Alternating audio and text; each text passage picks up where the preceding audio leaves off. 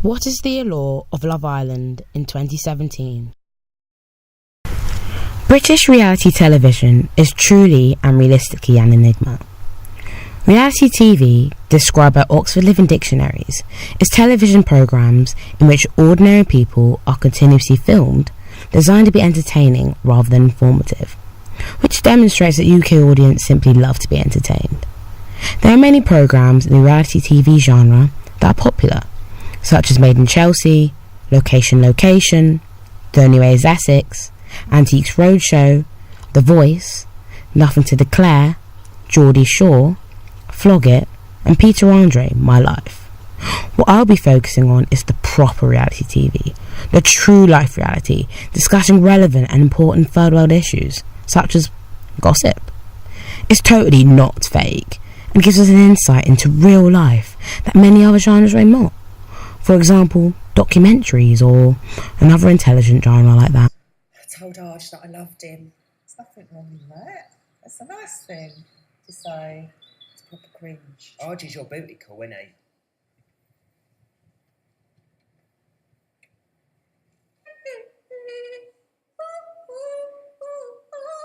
Is this the intro?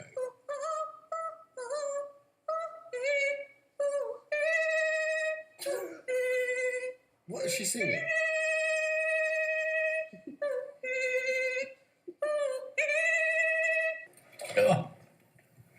Okay. That's right. Thank you. Dad, try one of your potatoes. No. And that, where my tooth is going down and made a hole in my cheek. Shut your fucking mouth, right? Before I shut it for you. Alright, shut your fucking do it then. Yeah, I'll fucking do it. Do it then. What's if you shut it up? No, on the other end, but that's shut up. Now that is what I call classic British TV. Drama, stupidity, humour, sex, and it is all real life. It's almost unbelievable. Recently, a programme that has stormed our television screens is the one and only Love Island. Love Island is a relationship / dating / sex-based television programme. It's held for 7 weeks in the sunny location of Mallorca. The whole motive of the show is to be in a couple throughout the programme in order to win the £50,000 prize. This could be due to friends, love, the money, or solely the fame. They don't have to stay in the couple throughout the whole programme, but this is where the drama, spitefulness, and jealousy can occur. Usually, if one is left single, they have to be dumped from the island. This could be decided by the public, or sometimes the contestants themselves. The programme is called Love Island because the aim is to find love on the programme. However, contestants can also use it as a platform to find fame, hence why they may have claimed to find love but get to the outside world and then it's a different story. To remain on the programme, you need to have a personality, get easily horny, good looking, and in some aspect lovable. I'll be discussing the components in the show that make a popular and well-watched reality TV.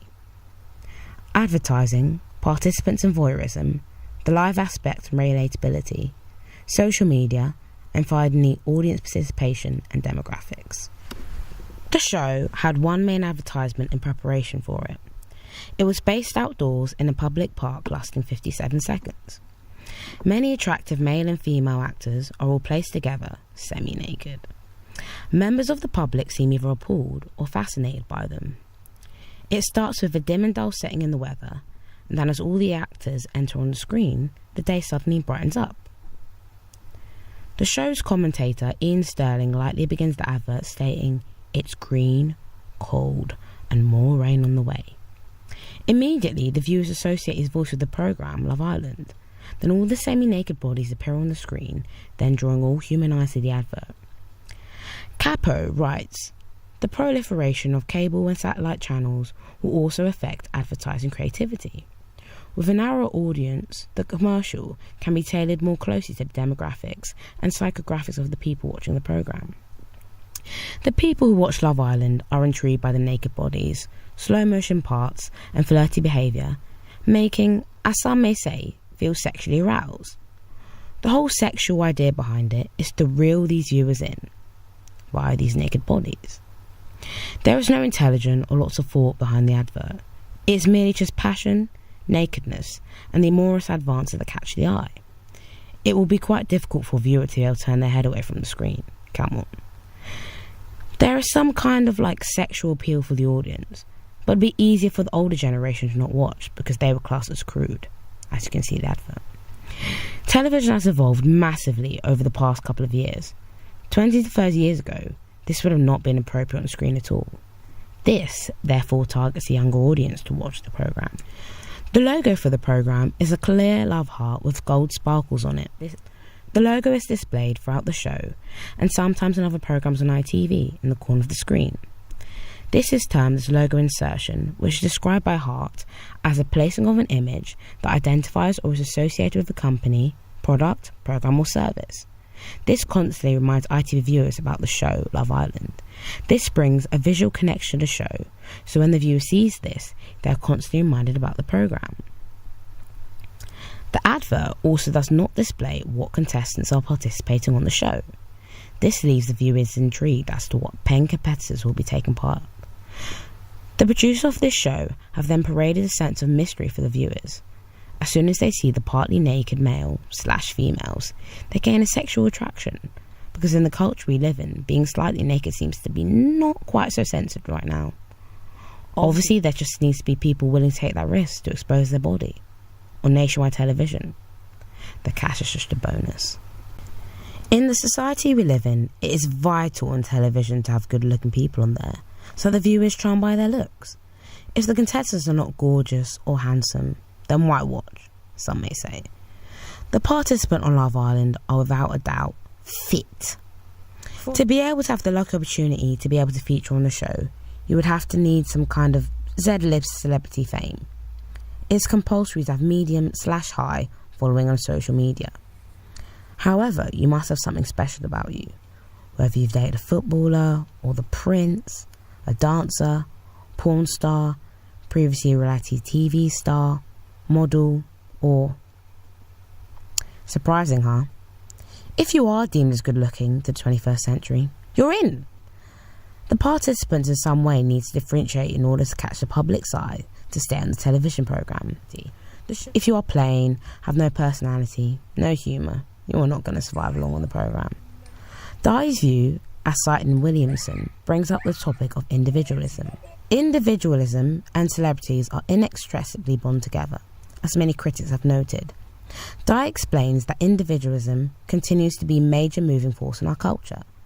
Capitalism justifies itself on a basis of freedom, separateness of anyone to make money, sell the labour how they will, to be able to express opinions and get them heard.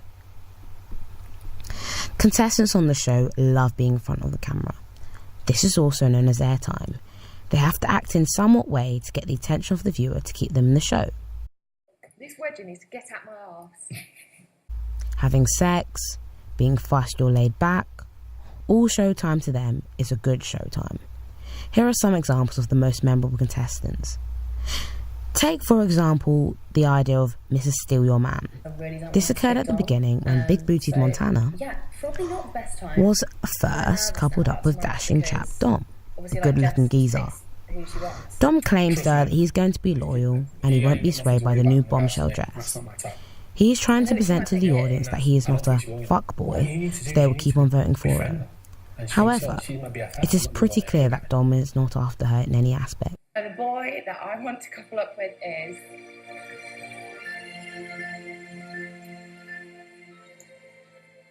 It would have to be Dom on First Impressions. She sounds very sorry. I feel like... But will Dom resist the temptation and go for Jess and prove that he's a fuckboy to the audience and peers in the villa? First date, chilling, sorry. I mean, of course, babes. So Dom decides to call things off with Montana, which will draw sympathy from the viewers as they see her get rejected. How utterly dramatic. Ending something so serious that lasted 3 days. Candles were everywhere. Dom, hi. Foster writes that, "We are subject to a pornographic exhibition of the wealth and privilege of celebrity. Throughout popular culture, we're repeatedly told that we are just like the rich, just like stars and celebrities, and they're just like us. Montana was voted the most popular girl by the public. It was because she was real and honest. She spoke her mind, showing she wasn't afraid what people thought of, therefore not being fake. Although the public did not like Jess and Dom because they seemed fame-hungry and aspired to be the power couple. Strang wrote in the Daily Mail online that only after a couple of months after being on the show, they decided to announce their engagement. People were not convinced by them. They were voted off, which makes them understand why their engagement keep chasing the fame. Marcel was also very well known in the programme as I'm in the Blazing Squad, which he claimed he was never going to tell anyone. Yeah. Keep on DL, shh. Like, literally, like, obviously I produce music now, but when I was younger, I used to be in a band. Yeah. From a band called the Blazing Squad. Yeah. Like, I was from the Blazing Squad, innit? Like, so... Marcel obviously doesn't really want to tell anyone, but he couldn't help but slip. I was in a band, so I'm used to, like... No way. What's that one? I'm in the Blazing Squad. I was literally like, are you shitting me? When I was younger, like around 15, 16, like, I used to be in a band, innit? Like, do you remember the Blazing Squad? Oh my days, no way. Would you actually? Yeah, it's mad. It's No, he's just told me something really important. Oh my god, I need to know, tell me. when I was younger. Fucking Blazing Squad. You heard of Blazing Squad? And from this reveal, this encouraged Cam to show his talent of spitting bars. Pure and utter talent. I'm just pretending to know. It's your boy Kem. It's a love show. If she's not buff, I don't want to know. I probably did a tear. I probably fall in love. But who gives a shit? It's Love Island, guys. Bonner argues that people need to be ordinary to be able to have the opportunity to star in reality TV. Even in TV's representation of the ordinary, there must be hierarchies. She points out that the contestants on game shows, reality TV, and so on are exceptional in specific ways. Television seeks those who can project a personality on television, and therefore some are more usefully ordinary than others. Marcel, in some aspects, is like a typical lad. Don't tell anyone, but the producers have taken advantage of his constant repetition of this and repeatedly have shown him spreading a secret, making the audience laugh. Now, Camilla is well differentiated to many other contestants in the programme or in the past years. She has an educated background, a distinguished career, and some may say she has a bigger heart than the others. She was presented as being very shy and not as forward as the rest. Who's the boy that you think once got caught having sex in a car? Dad. So nothing much. I feel like you are like you absolute dark. Come here, I don't care. What was the Caring. What was the setup like? But I Real. do think love is blind. Like as soon as you really have that connection with someone, it doesn't really matter what they look like. You just want Yeah. something. Easily surprised. No, stop that! Camilla was loved by the public because she did not shout to be heard, attention seek, and was down to earth. The girls often sport these tiny bikinis, whereas Camilla would be happy in a pair of shorts and a t-shirt while working out. She also put Chris in his place after he was being disrespectful towards Chloe. She didn't pretend to be someone else just to fit in with other contestants. Her true-to-self personality displayed to the audience she was real, didn't need to parade to the audience what a great person she was. Apologists for an unfettered market say it allows audience themselves to determine who can become celebrities. For example, they argue that in reality television programmes such as Big Brother, Channel 4, or Pop Idol, ITV, we the public are made directly responsible for expressing our preferences by having the power to decide on the winner through our phone votes. New electronic media are seen as breakthrough technologies in further developing a DIY celebrity culture. The idea of a DIY celebrity culture enables watchers to be able to have the freedom of who they think has celebrity potential. If someone has that likability, then they're in the lead of winning Love Island, or still, even not winning, they can achieve the perspective of becoming a liked and well-known celeb. The people who compete on the show are chosen because the producers know who the public will like. They create a formula for a range of people who have these TV personalities which the public will love. It inserts the opinion of the public to make sure that if they like what they see, they'll keep them on the programme or continue a fondness of who they are as a person. no matter whether they have the most heated argument, keep quiet, or constantly rock to gain airtime alone. The act of voyeurism is a factor in viewing Love Island. Voyeurism, in the Oxford Dictionary, is described as the practice of gaining sexual pleasure from watching others when they are naked or engaged in sexual activity. Voyeurism is undoubtedly present as the semi-naked people walk around the villa, kiss, snog, and partake in sexual activity. As the years have progressed in reality TV, it is more acceptable to show sexual scenes on television. But how can a show display that a sexual act has occurred without showing clips of it? For it to have happened, there needs to be some kind of slight display to prove it. This has, however, caused some backlash from Love Island watchers, as ITV have received Ofcom complaints. Written in the BBC Entertainment and Arts Online, the fact the show has received 46 complaints in 2017. 15 of these complaints were made about the promotion of sexual material and promiscuity. 15 is very little in comparison to the wide amount that watch it. For the final, the BBC stated that the Love Island show received their highest number of viewers, with 2.43 million viewers tuning in to see Kem and Amber take their crown for the win. It is clear that viewers are not bothered about the sexual content in the show. The complaints outweigh the viewers. Laying the cards on the table basically means viewers enjoy watching sex on television. It's the idea of being extremely nosy to a point where it's still legal. Susan Krauss-Whitborn suggests in Psychology Today that pathological voyeurism, the individual has an exaggerated need to see people of the other, or perhaps the same sex, while they are naked, undressing, and engaging in sexual activity. Not only does the desire to snoop on others as a trait-like quality involve activities other than sex, but the subject of the gaze is aware that he or she is being watched and, in fact, derives more enjoyment and a decent paycheck from being watched in whatever private activities the show covers. People with the sexual form of voyeurism are not satisfied with watching reality shows. Moreover, part of what they seek is the power over their targets because they are not aware that someone is watching them. People enjoy watching things that they may not otherwise be able to see. Love Island gives us opportunity to do so. In the comfort of your own home, you can switch onto a channel on television and spy into a whole new social situation, as perhaps a sexually motivated voyeur. Watching sex on television can make it pleasurable and wanted, therefore making a viewer feel sexual excitement. At the end of the day, sex sells.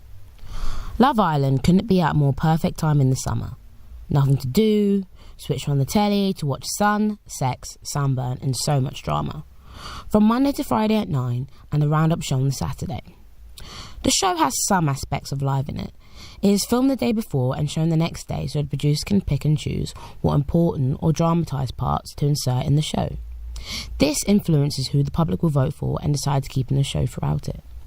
Liveness means, from dictionary.com, at the moment of its happening or being performed, not on tape or by pre-recording. The show is not filmed at that exact moment while viewers are watching it. However, the liveness aspect in the show is the voting. The show sets times after the programme is completed so people can vote who they think can enter or stay in the villa. The programme surrounds itself with drama. The way it's produced encourages the participants to make so much drama amongst themselves to coax the viewers to watch every day and watch it unfold. Despite the show being very overly dramatic, it is at some point relatable. Yes, I said it, relatable. According to Baresi and Nunn, in reality television, it is appealing to the mobile positions and scenarios offered in fantasy. The viewer can identify with individuals, yet also feel disconnected or frustrated as television participants' plans, deceits, motivations and deceptions are never fully disclosed. Being able to identify with certain individuals on the show, it displays an understanding for the watcher. As they watch the show, they themselves know if they do something right, they can back them up. If they do something wrong, laugh at them and say, well, you know what, they're only human. So many feelings and emotions are present on the show. Hatred, embarrassment, fear, joy, surprise, trust, envy, and maybe even perhaps love. It is organic for the viewers to watch things that they're not involved in. You can sit back, relax and watch. Television is effortless. There is no need for the use of challenging mental processing. According to Henning and Voderer, the lower their need for condition, the less comfortable they feel when they have nothing to do, because there is nothing left to do but think. The simplest way for individuals to escape this pressure to think is by watching television. Escapism.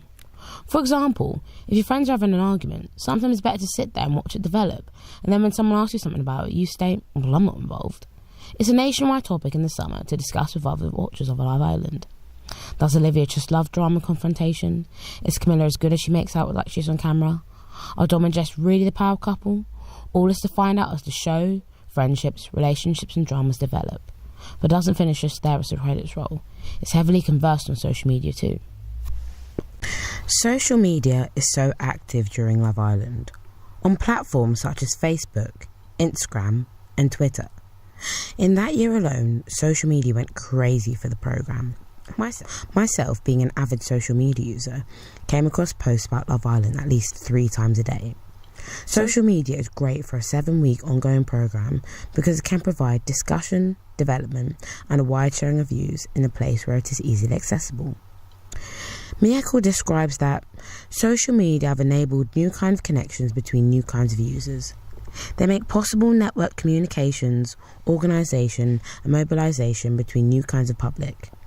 And for each individual user, they allow moments of everyday affirmation as one clicks like on one's contact's post and share the meaning that one has made from the day.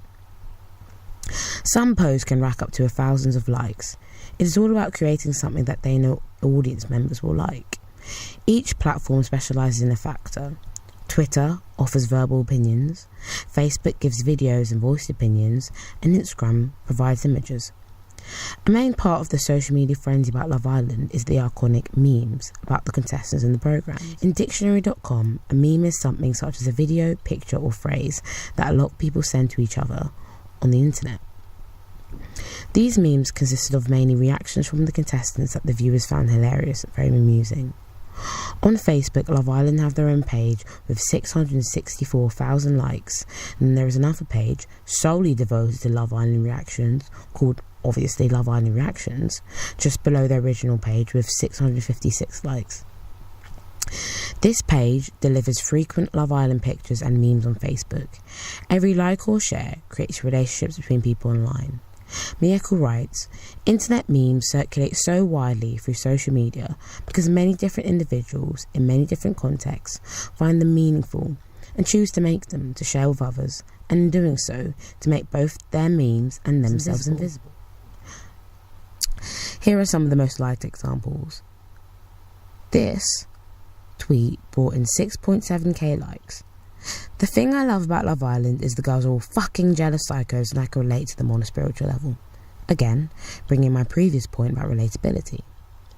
This meme of well-known actor Roll Safe starring in a well-known Hood documentary by chance looks similar to Marcel in Love Island.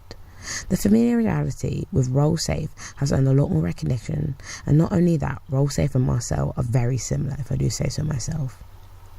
Now, the similarity between these two is uncanny. Love Island has dominated our TV screens in its 3rd year, and yes, maybe the programme is a little immoral, it's just too good to miss.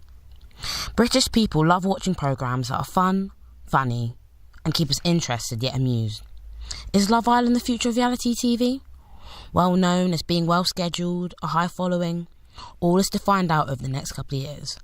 But one thing for sure, there will never be a programme quite like Love Island.